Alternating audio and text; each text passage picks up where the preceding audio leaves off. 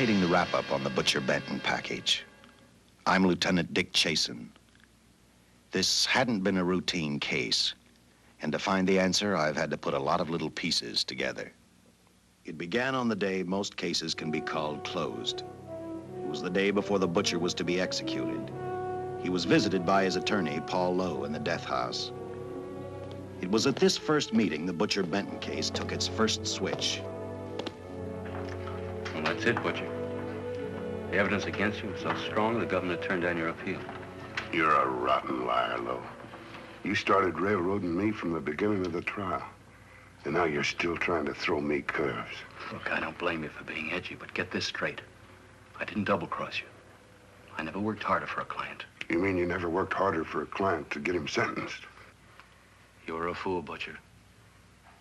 If you hadn't tried to double-cross Squeamy Ellis and Joe Marcelli, they wouldn't have turned state's evidence against you. But you had to get greedy. You wanted to keep the whole $600,000 for yourself. Well, the boys got sore, and I don't blame them. It was all your idea. You planned the whole job.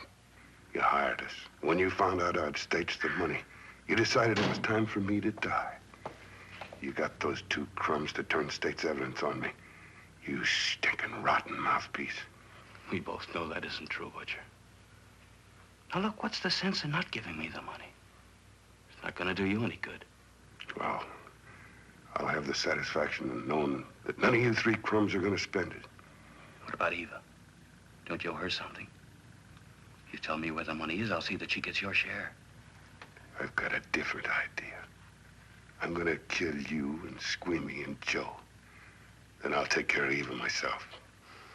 You thick-headed ape, you're gonna die tomorrow. Remember what I said. I'm gonna get you, all three of you. Even for you, Butcher, that'd be quite a trick. So long, dead man. Remember what I said. I'm gonna kill you, all three of you.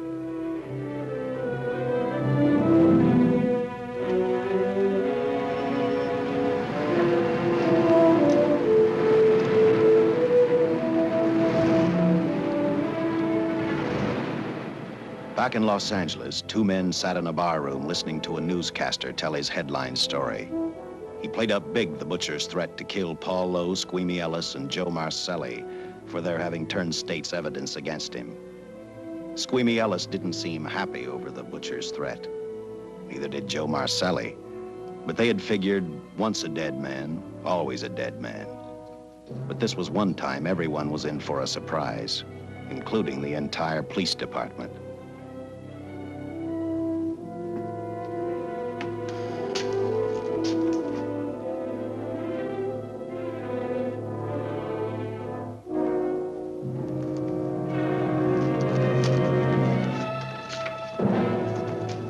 Seen the headlines, Captain? Teletype just came in from San Francisco. Butcher's execution is set for 5 o'clock this afternoon. And like the newspapers say, he still refuses to talk about that stolen money. Well, I still have hopes of coming up with something. That's what I dropped by for, Dick. With Butcher's execution, the department's marking it case closed. That means you'll be reassigned. I've spent a whole year trying to break this case. As far as I'm concerned, Butcher's death is just the beginning. Of course, I can't prove it, but I think that Paul Lowe was the top man. And even though I have to keep working on it while off duty, I'm going to get Lowe, Squeamy Ellis, and Joe Marcelli. Okay, Lieutenant. Officially, I've taken you off of the case. Unofficially, I wish you luck. Do me a favor. Keep me posted. Will do. Thanks, John. I headed for Eva Martin. She worked in a local burlesque house. I'm a cop, and my job is to ask questions and get answers. So I decided I might as well start again with her.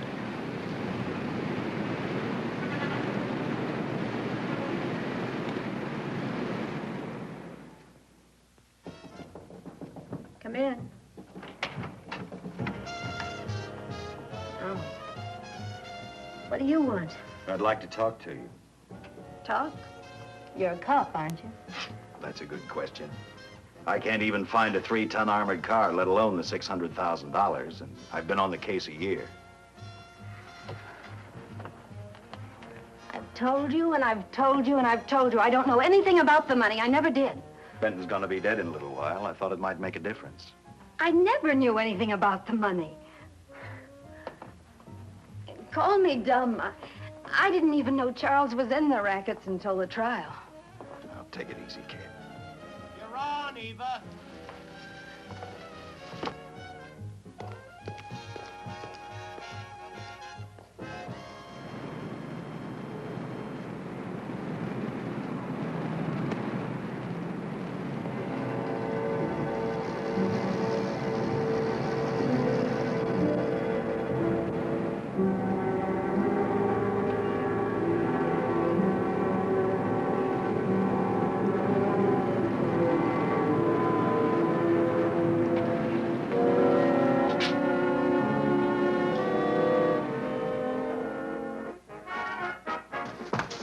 Honey, here's your wrap.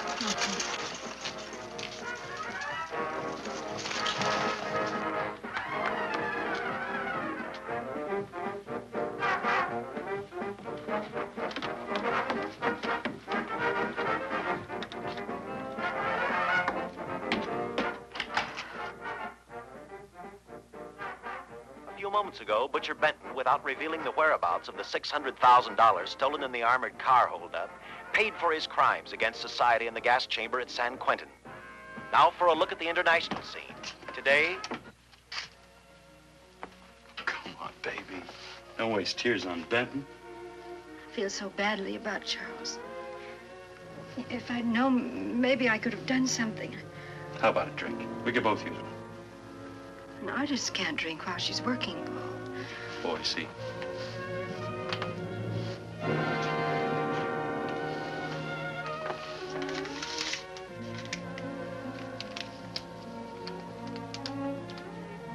What's that? Well, now what's the matter? It's a message from Charles. He told me to open it if he died. Finale, Eva. All right. How about a steak after the show? No, thanks. Not tonight, Paul.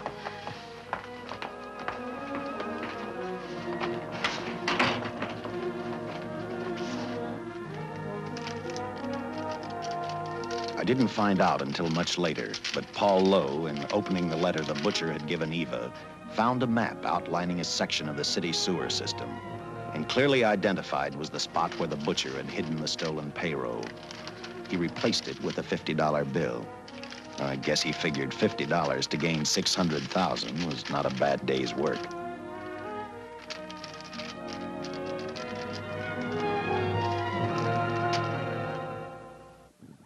And a few hundred miles away in San Francisco, the case took another switch, which turned the next 72 hours into one long, hideous nightmare.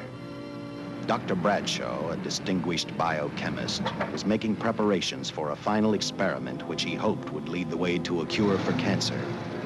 He'd been successful with laboratory animals. The last step called for a human body. And Dr. Bradshaw's assistant quickly made a deal with a local mortuary and returned to the laboratory with the dead body of Butcher Benton.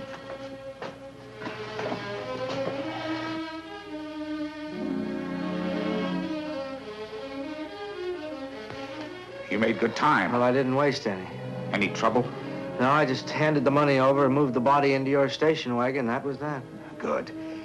Get a syringe.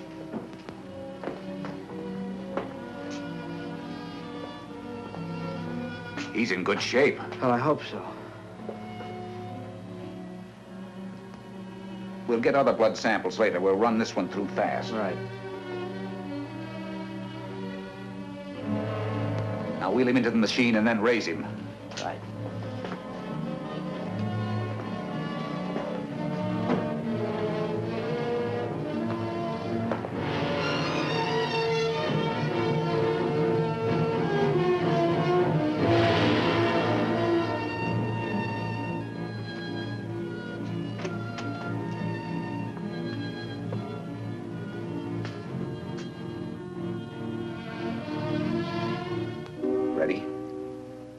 you're going to give him 287,000 volts? Yes, yes. I'll get the fluoroscope set. We'll check with that before we start dissecting. Turn off the lights.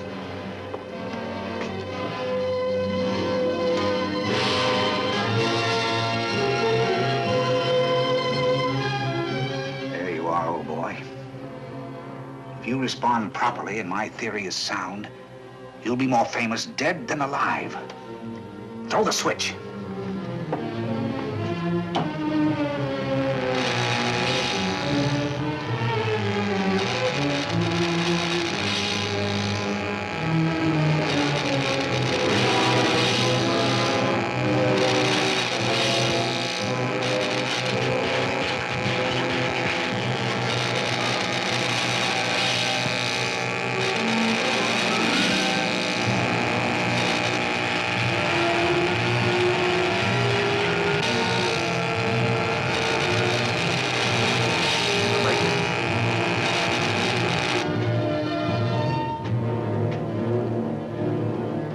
Wait, I thought I saw a pulsation of the heart.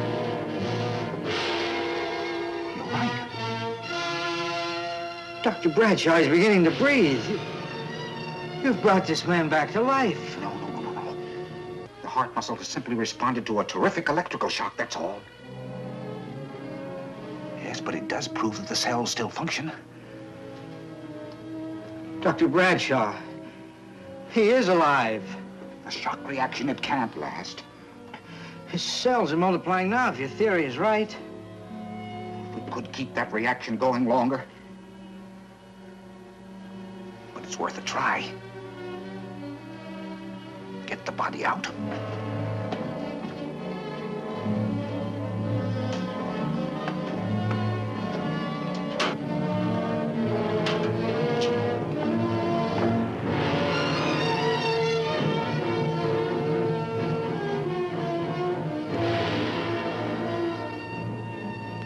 Get some adrenaline from the supply room. Some amyl nitrite, too.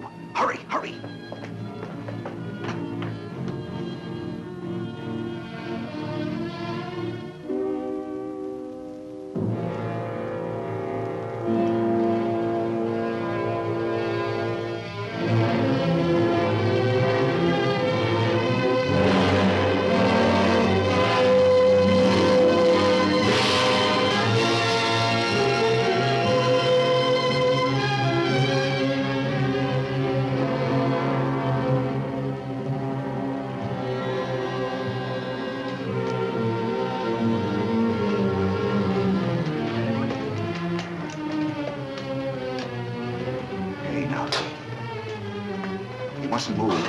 Your heart can't stand the strain. Now, you must lie still. Please, please. Easy now. Easy. Easy. You must lie. Easy, please.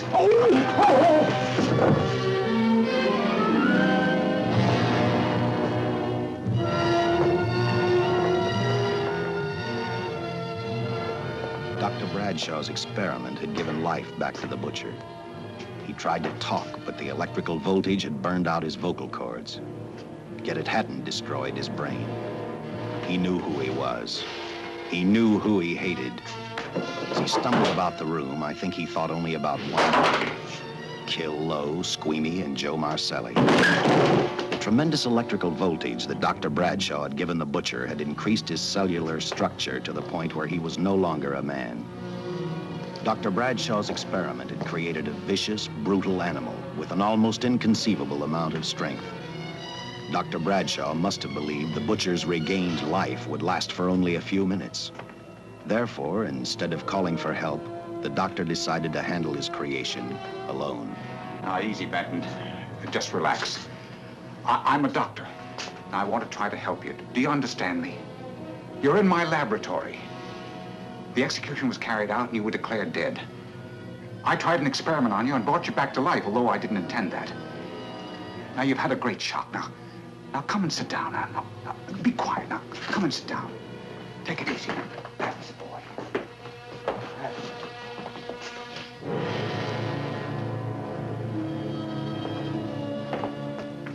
Careful. His reactions are violent. How do you explain this? Each cell must have multiplied 100 times. perhaps thousands. His strength is unbelievable. No, it's too late for the amyl nitrite. I want to get some blood samples, make some tests on him, find out what's happened. Get me a syringe.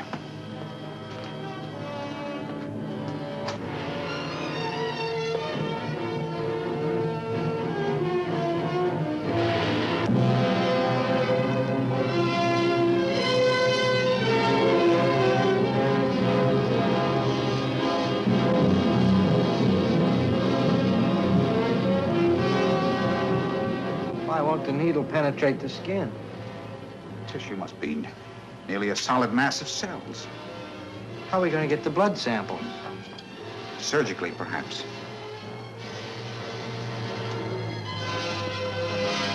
Now, easy, Benton. Take it easy. You can't leave here now. I'm responsible for your being alive.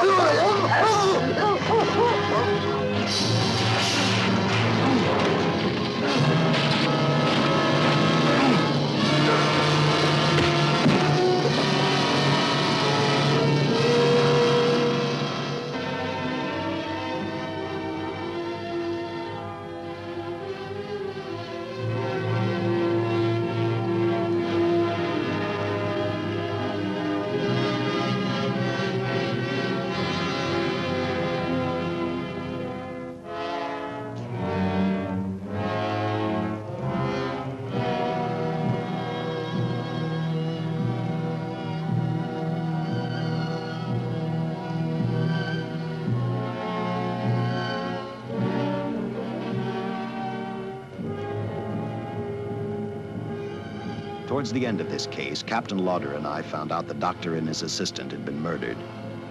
But I'm getting ahead of my story. The butcher didn't know how he had been brought back from the dead, and he didn't care. All he knew, he was alive. Then this monster-made man started thinking about Los Angeles.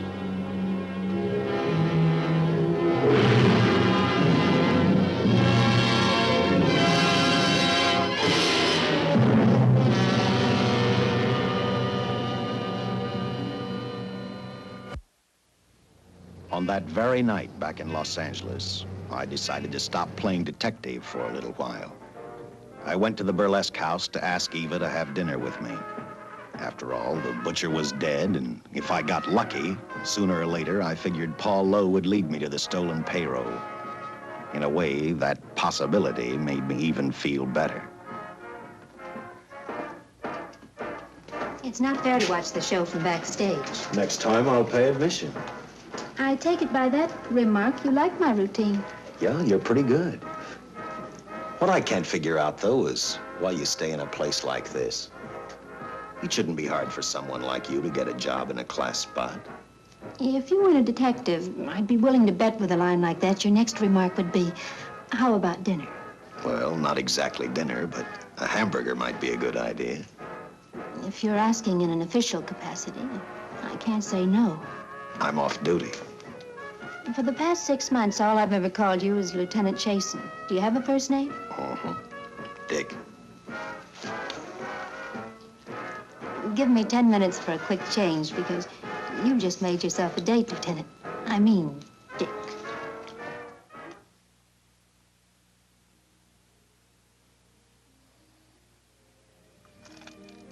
You know something, Dick? I haven't had hamburger in the front seat of an automobile with a guy in a lot of years. Well, from now on, we'll do it more often. It's funny. I always figured a policeman wasn't really a human being. I mean, unless he was arresting someone or trying to solve a case, he was unhappy. Shows you how wrong you are. In fact, everyone on the force gets fed up occasionally with the job they do. Maybe we're more human than anyone else. We see so much trouble, we get to hate the word. But as long as the world's filled with people, there'll have to be men who enforce the laws. What made you join the department? Now who's making with the questions? No, honest, I'd like to know. Well, it's really a very short story. When I got out of the Air Corps, I knocked around for a while. Well, I went to work for an oil company. One day, I went back to college on the GI Bill. Just before graduation, I noticed all about the police department exams. Seemed a pretty good thing to do with your life, so I took the exams, passed, then went on from there. If I ask one more question, will you give me a straight answer? Try me. Am I still part of the Charles Benton investigation? I mean, right now. I don't think so. As far as the department's concerned, when Benton was executed, the case was marked closed. But inside of me, that's not good enough. I don't follow you. Well, the $600,000 is still missing. And a fast-talking underworld lawyer like Paul Lowe is walking around a free man. Someday, no matter how long it takes, I'll get him and the money. Until I do, the Benton case for me is not closed. I give you my word, Dick. Charles Benton never told me anything about the money. Oh, I've been sure of that for a long time. But how did you ever get mixed up with anyone like the butcher? His trouble ever started just happened. I had a roommate who used to date Benton all the time. One day she packed and left for Chicago. Benton carried a torch for her, and he used my shoulder to cry on. First thing I knew, we were having dinner together, and a few weeks later, I was labeled by the police as this #1 suspect and Benton's girl. But it was never like that. I made only one mistake. I felt sorry for him. You mean, until he was arrested for the robbery and the killing, you had no idea how he earned a living? I know this is going to sound crazy, but I only went out with Benton a couple of times. And all we ever talked about was Madge, my old roommate. The last time I saw him, he tried to get too friendly, and that's when I told him he had the wrong girl. But like I said, I'd already made my mistake. What about the burlesque house? How do you two fit together? You sound like a lot of other people. I left a small town a couple of years ago because I won a beauty contest, and the first prize was a screen test. Da, da, da, da. After which, nothing happened? That's right. Only, it was pretty rough. And then one day I read an ad about girls wanted for a burlesque show. I auditioned and I got the job. You know something? It's like any other job. If you're looking for trouble, you can find it even in a schoolroom. Well, when the screen test didn't work out, though, why didn't you go on home? Well, first you have to have a home to go back to. My folks are dead, so Los Angeles was as good as any place else. I don't know about you, but I do 8 shows a day, and at this hour, I'm bushed. I know what you mean. Mind if I drive you home? No. And I'll tell you something else. I haven't minded anything about tonight. Not even the hamburger. I kept playing tag with Lowe. He made 4 telephone calls. 3 of them didn't interest me, but one did. The one to Joe Marcelli. I watched Joe head for his meeting with Lowe, and for some unknown reason, I began to get the feeling that this case was finally about to explode in my favor. You see what I mean? Well, look at that, will you? I seen him stagger on 2 legs, but he's doing it on 4. Shut up, you flea bag. Well, look who's calling names. At least I ain't a squealer, a stoolie. Ha! I warned you before. All right, Harry, that's enough. I'll take care of him. I want to talk to him. Okay, Mr. Lowe. With any future business you've got with this psycho, take care of it upstairs in your office. If he keeps showing around here, sooner or later he's going to get slugged, cripple or no cripple. All right, shut up, Joe. Sit down.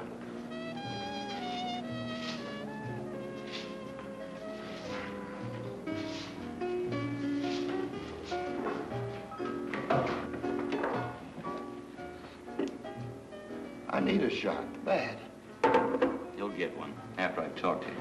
You sober enough to understand? Yeah, I run out of dough. No wonder. Look at you. You used to be the best torch man in town. Now I don't think you could crack a safe if you knew the combination. No jobs. Nobody wants me since I turned states on Benton. That's your doing. You taught me. All right, quit crying. I got a job for you. If you can stay off that stuff long enough. You know I can if I've got a job. How much?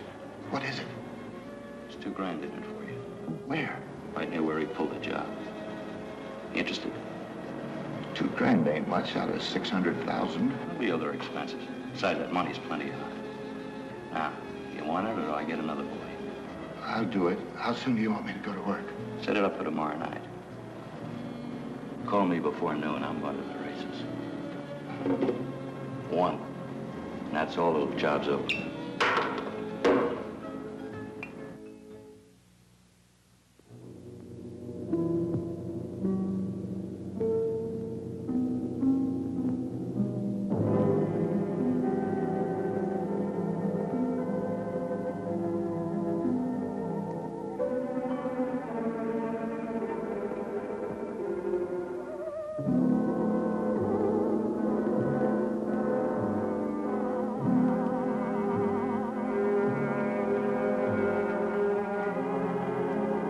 The butcher was walking slowly toward Los Angeles.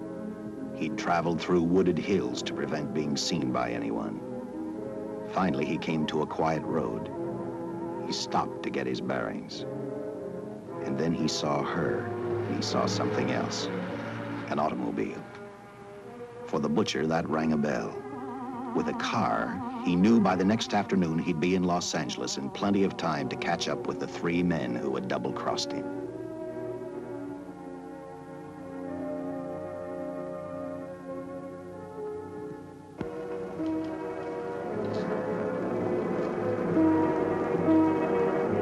See, you're a real gentleman to be helping strangers in distress. I hope you don't mind me using the babe here as bait. Quite a dish, isn't she? But that's what she gets paid for. Bait, that is. Yes, sir. She's a real shaker artist of my outfit. Carnival man myself. Just call me Connie. Yeah. Well, friend, we're in a little bit of difficulty here. Got a flat tire, brand new car, no tools in the back. Why, some of these dealers make my carnival grifters look like babes in the woods.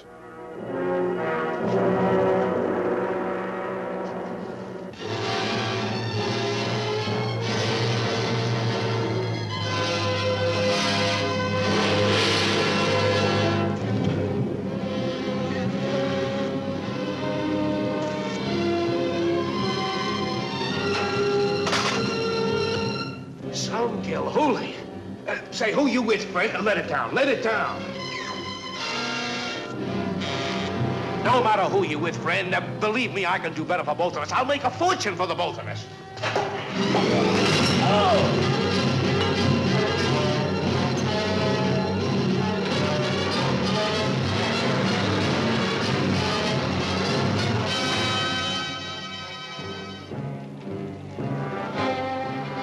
An hour later, the San Francisco Police Department sent out an APB.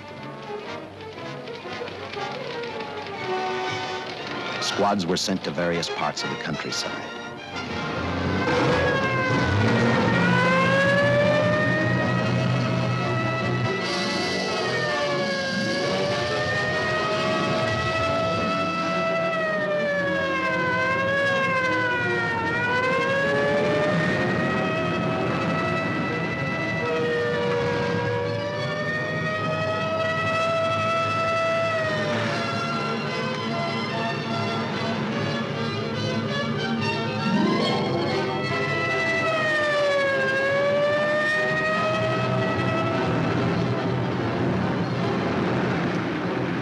Roadblocks were thrown up to catch the cold-blooded killer the hysterical girl had described.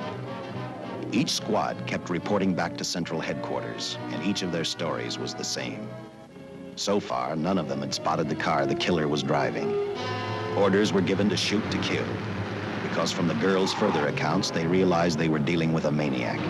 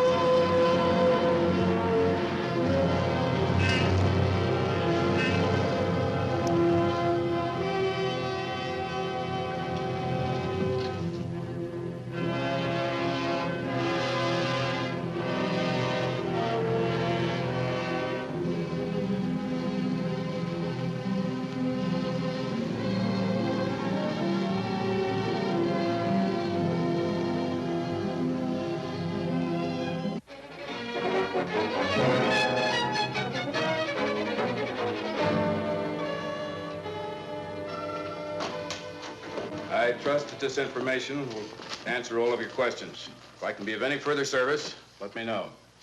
Sincerely, J.I. Louder, Captain Police, L.A. Here's another all points from CHP, Captain.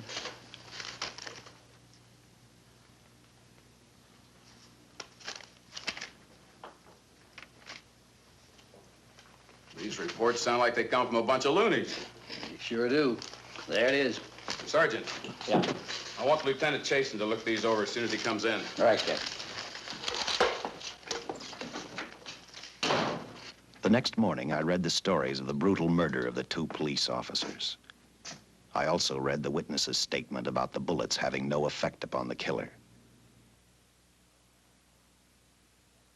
I felt sorry for the witness, and I thought about how easily a person's mind can become confused when suddenly they receive a brutal shock. I didn't believe a man existed who could not be stopped by a slug from a .45. Good morning, Captain. You and the rest of the force are going on 24-hour duty. Seen the headlines? You mean this guy that's running amok up north? Yeah, the latest report, he's killed 2 police officers. Made a getaway in a green coupe heading south. I've got a hunch this killer's gonna be our baby. He could be in town right now. Yeah. You better get started, Lieutenant. Okay. Any new leads on that holdup money? I think the girl can probably be counted out. If any of the others are wise, they're keeping mighty quiet. Well, let it ride for now. The whole force is gonna be on the spot until we catch this killer. Newspapers will have a field day.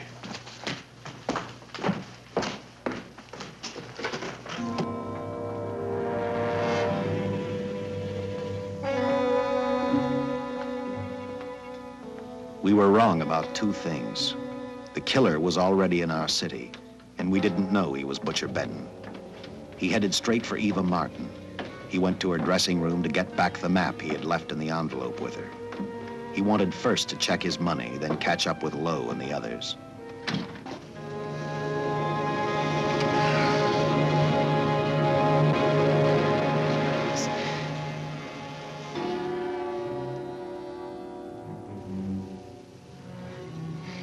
Can't be. But you do look like him. Only different somehow.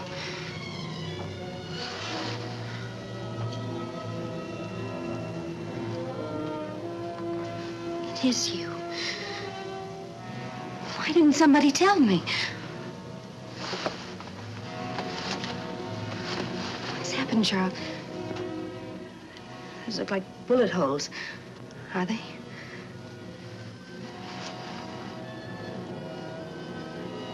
There isn't even a mark.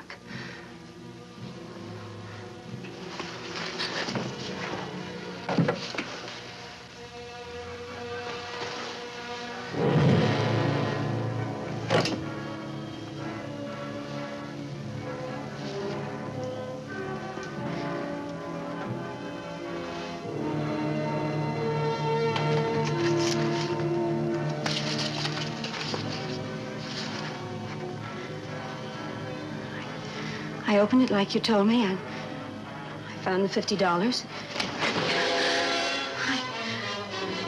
I didn't know why you left him. Paul didn't know why he was here.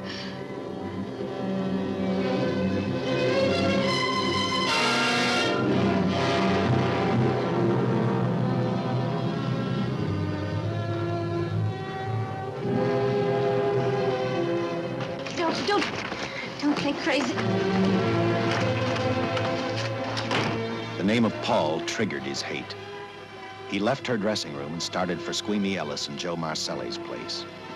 Because he knew, with them out of the way, Paul Lowe couldn't open the strong box where the money was hidden. He thought of Squeamy and Joe first. He was saving Paul Lowe for last.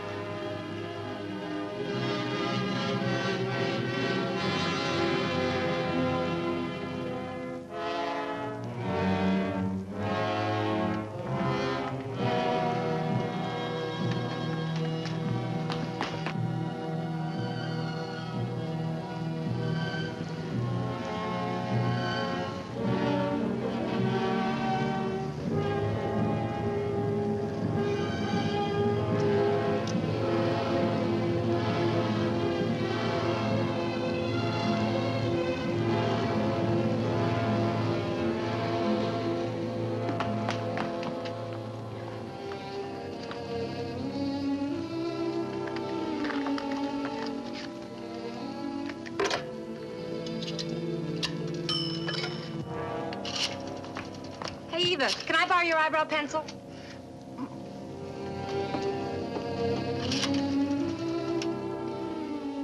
Operator, get me police headquarters. Lieutenant Chasen, please.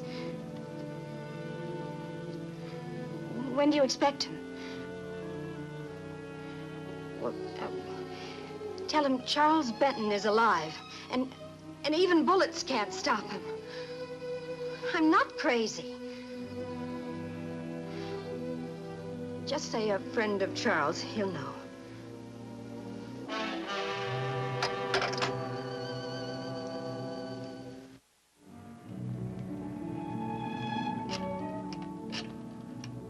After leaving a message for me, Eva telephoned Squeamy Ellis.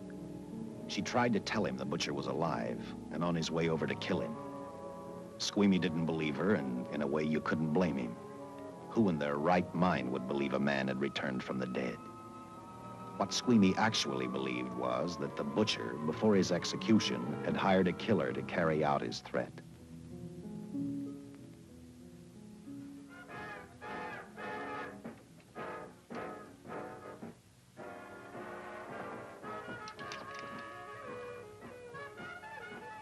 You sick? What? You don't look so good to me. 10 minutes, Eva. All right. Say, Eva, I could take over the matinee trick for you. What? It's easy. Look, Eva, I can do it. Scabba-doo-doo-doo. Oh, Francine, I just thought of something. Yeah? Eva agreed to let Francine do the show.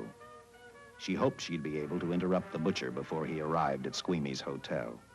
Or, failing that, at least be able to warn him to stay out of sight. You wanted me, Captain?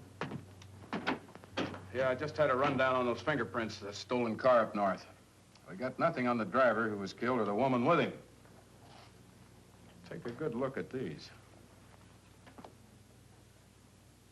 There's something funny about these. Yeah. The boys in the lab can't figure it out either. Those are the killers. They were found on the steering wheel. Looked like they'd been stamped in with a steel die. They sure do. These are Butcher Benton's. What? Well, they look the same to me. How do the lab boys explain that? They don't. Their best guess is a twin brother. An identical twin could have the same pattern of whorls with only slight variations. Ever hear of the butcher having a twin brother? No. Even if he did, it wouldn't explain these freak prints. You didn't pick up your message, Lieutenant. Some wacky dame calls you. And she says Charles Benton is alive, and bullets won't stop him. If we buy the twin theory. Who was she? Where'd she see him? Well, she wouldn't leave her name. Sounded kind of hysterical to me. Said she was a friend of the butcher's. Eva Martin. Get over at the Follies and see what that girl knows. Yeah. Some guys have all the luck. I never drew an assignment to the Follies.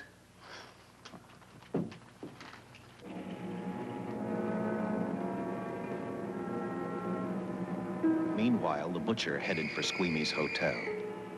He didn't seem to be in any particular hurry.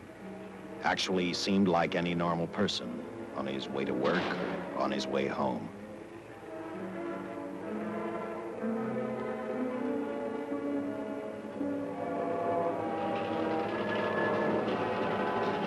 He rode up Angel's Flight, arrived at the top, scanned the hotel building, and then noticed the only exit from Squeamy's apartment, a fire escape.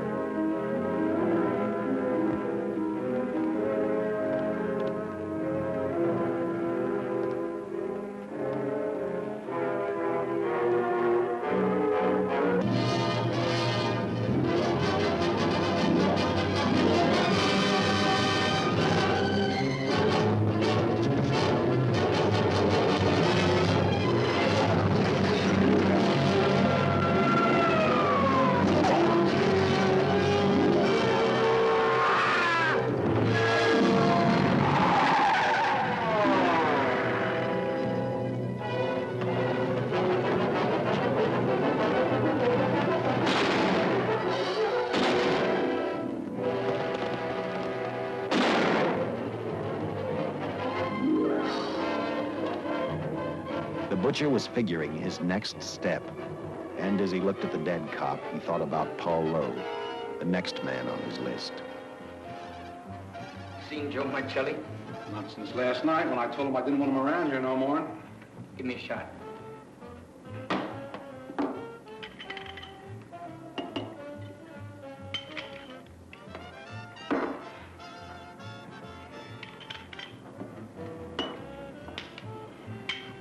Look, I need help. Just found out that Benton's hired a killer to get me. He's after Joe, too. Well, then drink up and get out. I don't want no trouble around my place. You're a real pal. Drink up and get out, I said.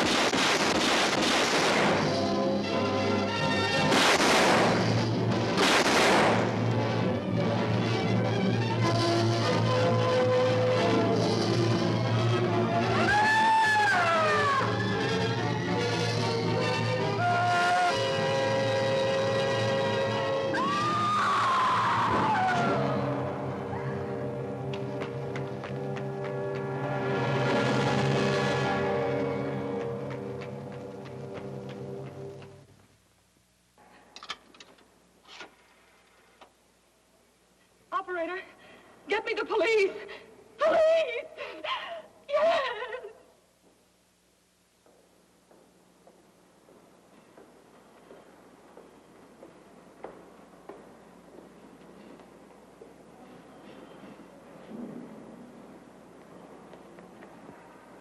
What's happened?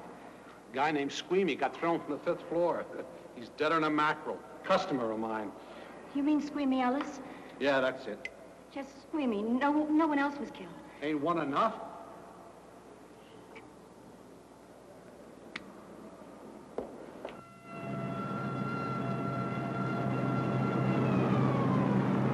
I tell you, the bullets never even phased him. He must have been wearing a bulletproof vest. God help us when the papers get a hold of this. Keep an officer on duty here till you hear from me. We'll get a stakeout on Joe Marcelli. I'd like to talk to Joe. Lauder, I'm going to call San Quentin. Suppose Benton is alive. Every available man's been put on the case now. Yes, sir. All right. All right. Anything new? Report on Dr. Bradshaw, owner of the station wagon. The San Francisco police located his laboratory in the basement of an electrical power receiving station. Bradshaw, what's he know? He's dead. And another man, too, his assistant. The lab is a shambles. But now we're getting some action from San Francisco. Benton's body never arrived at the mortuary where it was supposed to go. An attendant there finally broke down, admitted he picked up some quick cash by handing the body over to a man he was unable to identify. The man was driving a station wagon. Blast it, man. The chief's on my neck, and the commissioners are on his, and the mayor's on theirs. Now, am I supposed to tell them that our killer is a dead man? They found a notebook in Bradshaw's lab. It ties his experiments in with a Professor Dwiggins at Caltech. I hope to hear from Dwiggins soon. Captain, report from the valley on a hysterical woman. Reports the presence of the killer. There's the location. Let's go.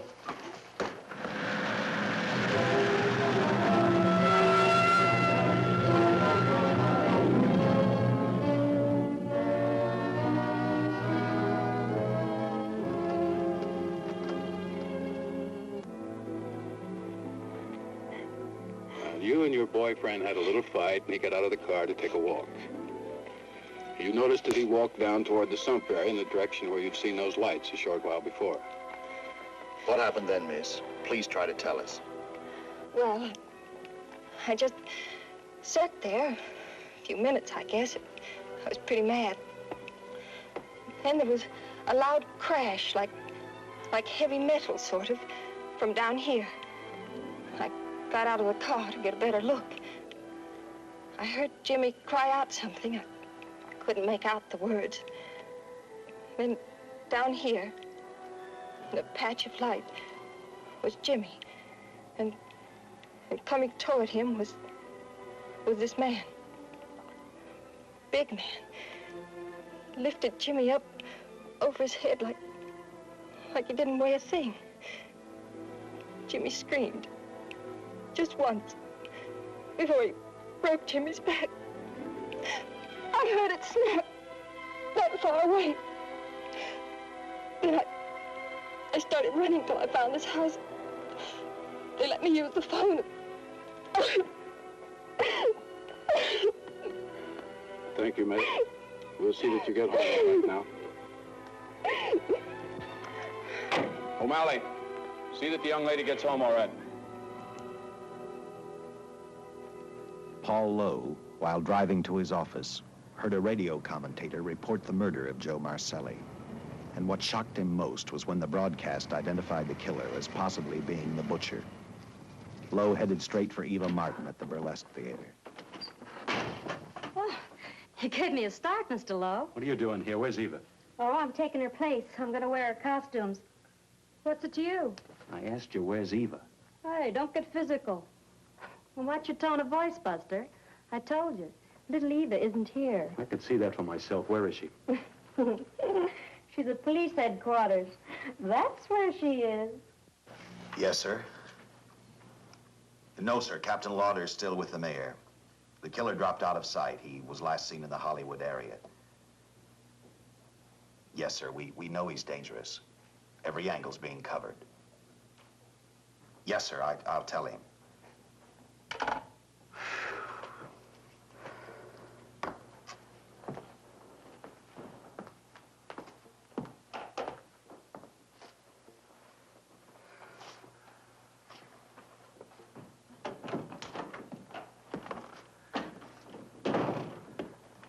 Here, see how these fit. Low heels. I'm sorry. It's the best our wardrobe department can afford. Any idea how soon the captain will be back? Now, look, I'm going to see the captain. I'll have to wait here all night. Paul. Paul, Charles killed Squeamy and Joe. Joe, too? Benton? He's alive. I saw him, but nobody will believe me. I'm checking it. My guess is whoever killed them is on the trail of the money, Lowe.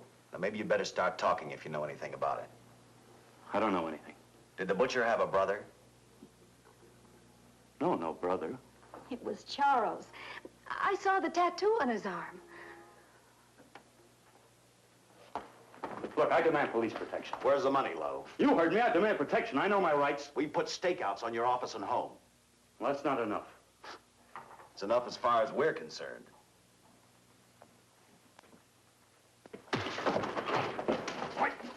Now you gonna book me, Sergeant? Then throw away the key.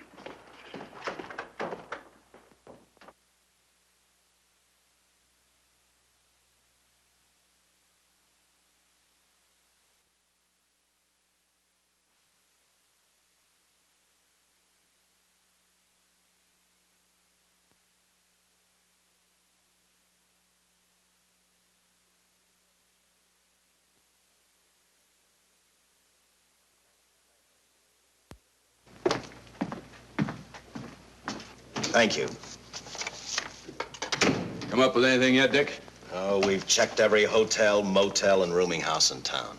We've run a cross-check on every hangout Butcher ever used. Net results, blank. This is incredible.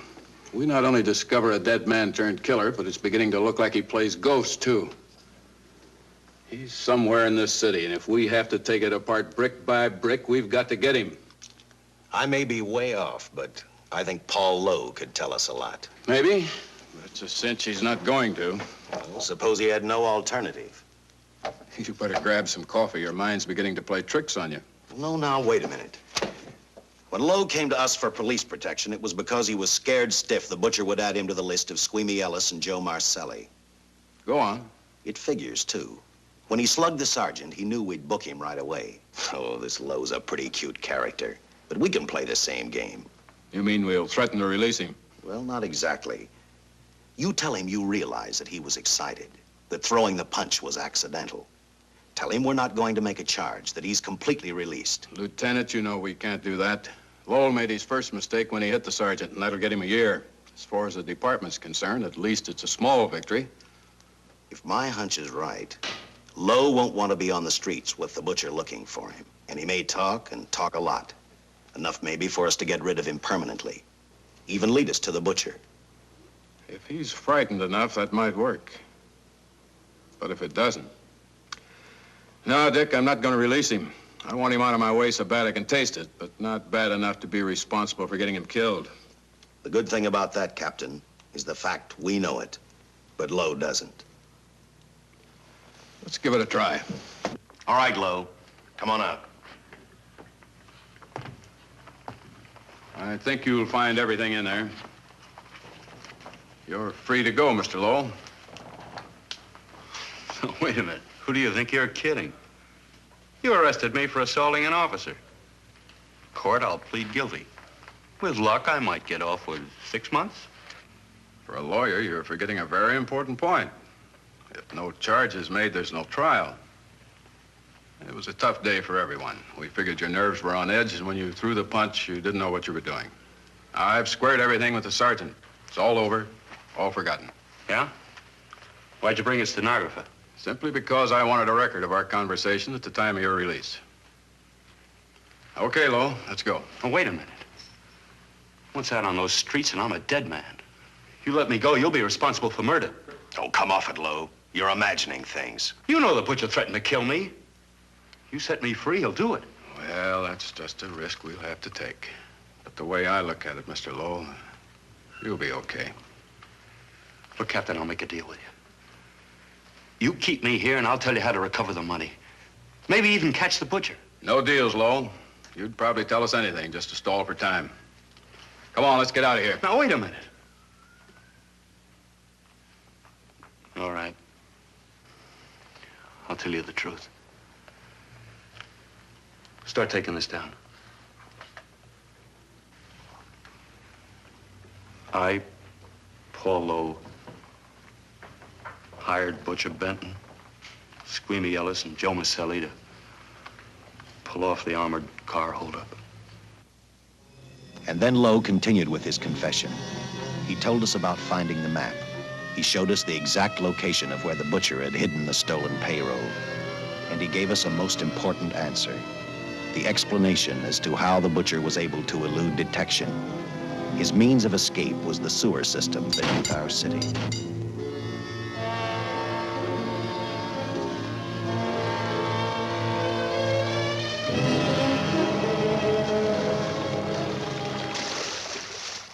The department went to work fast. Every police squad in the city was detailed to cover a specific area. Every entrance and exit to the Los Angeles city sewer system of 700 miles was covered. Captain Lauder and I, along with several other squads, headed for the entrance where, according to the map, Butcher had hidden the money. Our job was to stop him, and that made me think of one specific question. When we found him, could this monster be stopped? I, for one, wasn't sure.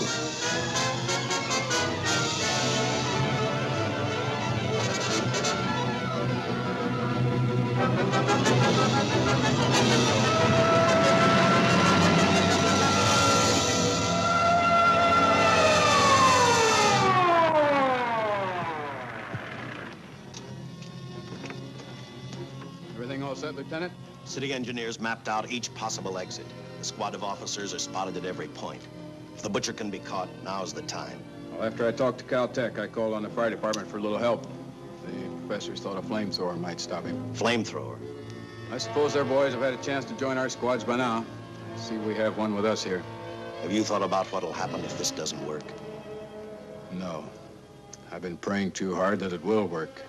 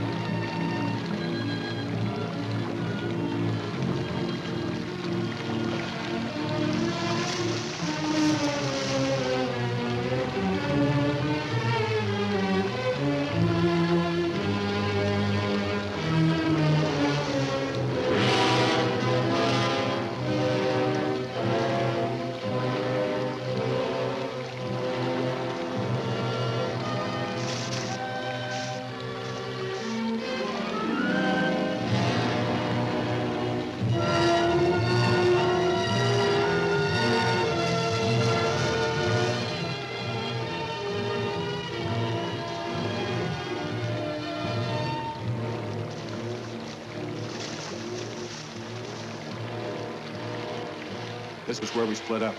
I'll go straight ahead.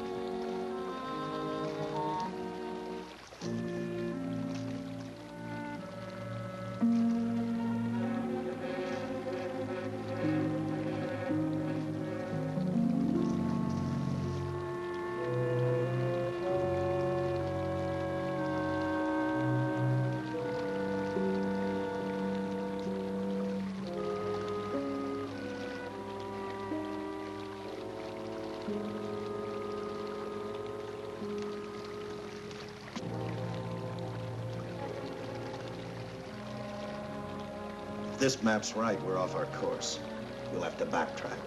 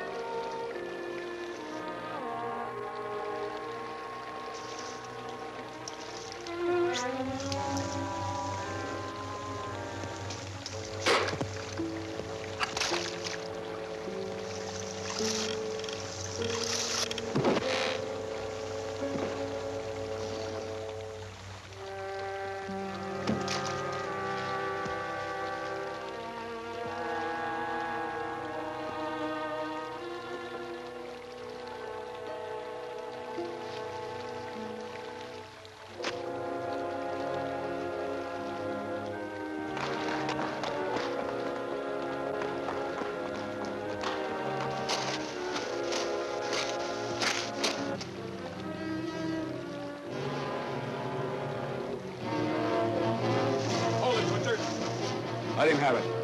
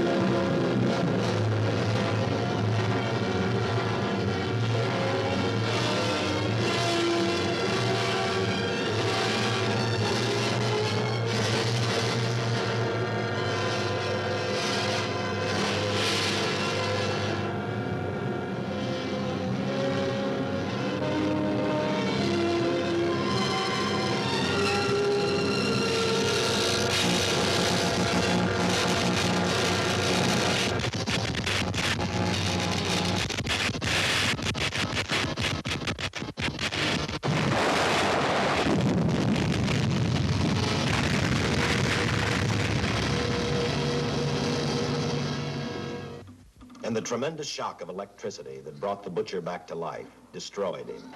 The $600,000 stolen in the armored truck robbery has been recovered. Case closed. Well, here are the scientist's comments for your records. I had to fill in a few spots with my own guesses, but I guess that's about the size of it. Did you get any sleep? Oh, some. Not much. How's the girl today?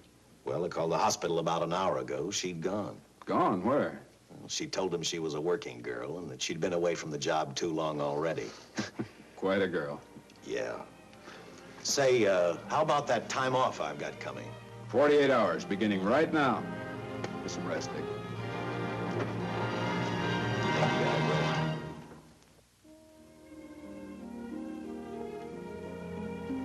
You know something, Dick?